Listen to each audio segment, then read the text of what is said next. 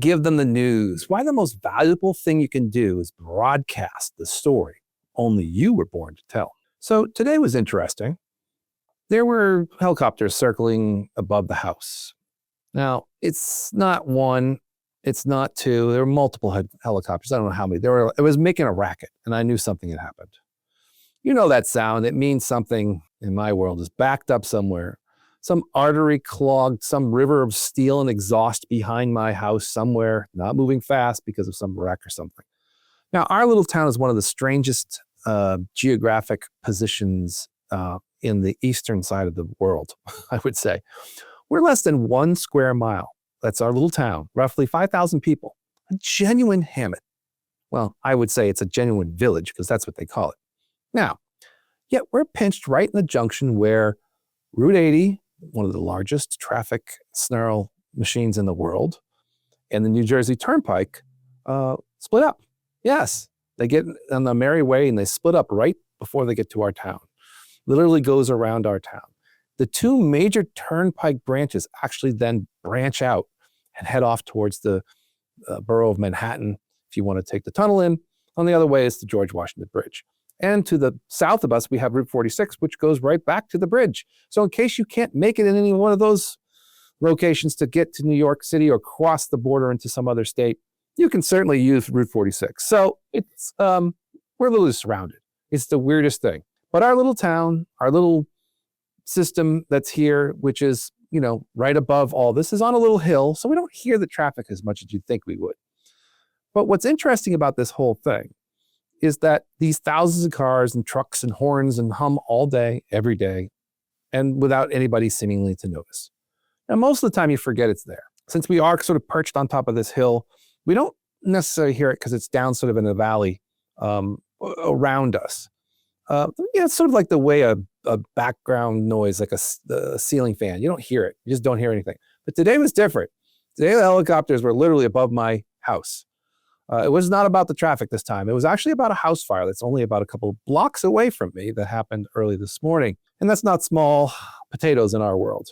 Our local fire department, we all know these guys personally. We run into them at the local watering holes here on a Friday night.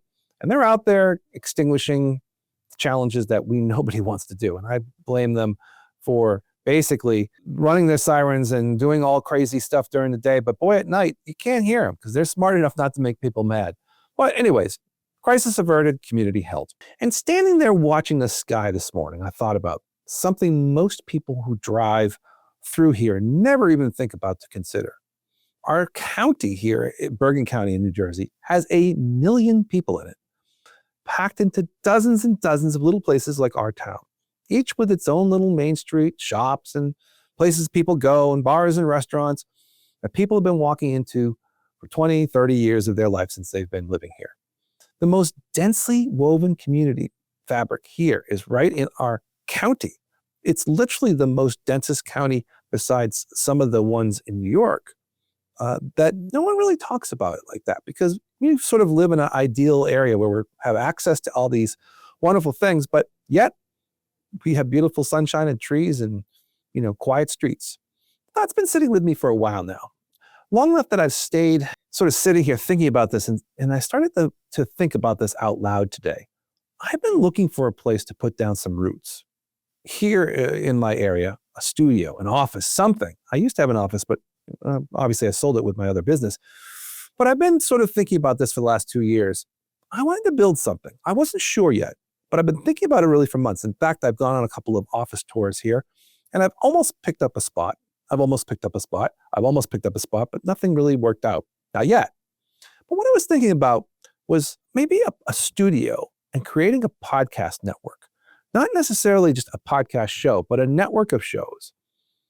I thought about this sort of paralleling television production, closer to what like the local cable stations used to be in the 80s, except built for the world we live in today. A place where the people who run the businesses, the venues, the shops, the institutions around us in this county can sit down and tell their stories. I've been calling it the New Jersey Big Show. Big standing for business, innovation, and growth. I thought that was interesting because it's one of the shows I'd like to produce, not the only one, but that would be a linchpin. I've looked around online, found some searches to see, what maybe other people might have thought of to do this, or if they have done it, maybe they haven't. And I can't find anybody else who's done this. There's a small little guy who does like an audio podcast that's a couple towns away from me, but it's not really, it's like a neighborhood thing. But nothing's really been popping up. So, to parallel this texture and energy I have in mind, I haven't seen anything even close to it. Now, I might not have found it yet, but yesterday I had a conversation that reminded me why this matters. Now, I was talking to a woman who's been running the Starland Ballroom. Now, that's a regional music venue here, and it's been around for a long time, whatever, 40, 50 years. But she's been there for the last 25 years. And what we were doing is making plans for me to go down there to take a trip and check out the room, because we're planning on doing a video there. And we're planning on doing a video there because it's just easier to just go shoot at a venue that's already got it all set up instead of going to a black box room, is what we've been doing in the past. But she was really interested in my story and the stories that she was telling about all the acts and moments and that never made it to the press. All the stories, generally, she's just bubbling away and laughing at all the things that she was talking about, these stories that she's seen in this venue for all this time. And that really stuck with me. She said it wasn't exactly about getting rich doing this. We both had a little chuckle over that because I knew she wasn't really making a lot of money at a small venue. But then she told me the experiences she had with every penny she'd never change. The 25 years she shared moments with musicians, crews, fans, building something there that people genuinely loved. That is a different kind of wealthy, isn't it? I thought about this. I thought about my own path while she was talking.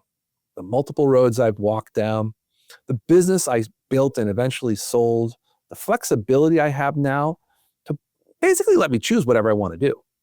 I can spend whatever I want to do on anything I need. It's not like I have to rush into some business.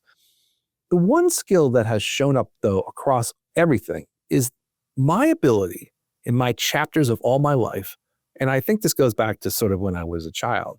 The thing I like to do is having conversations with people, interviewing people, drawing them out, and getting the real thing underneath the surface answer, which is something that interests me. I think it's been basically since I was a young child, I was very fascinated with taking things apart, whether they were people, alarm clocks, radios, television sets. I always wanted to see what was behind everything.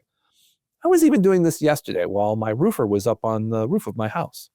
I was asking him about his craft, his work, why he got into it, what makes a good roofer. Now, obviously, I turned the camera on and got a lot of good footage. And he stopped what he was doing and said, "You really get the best out of me. I wish I could have you on every job. It would make my life so much easier.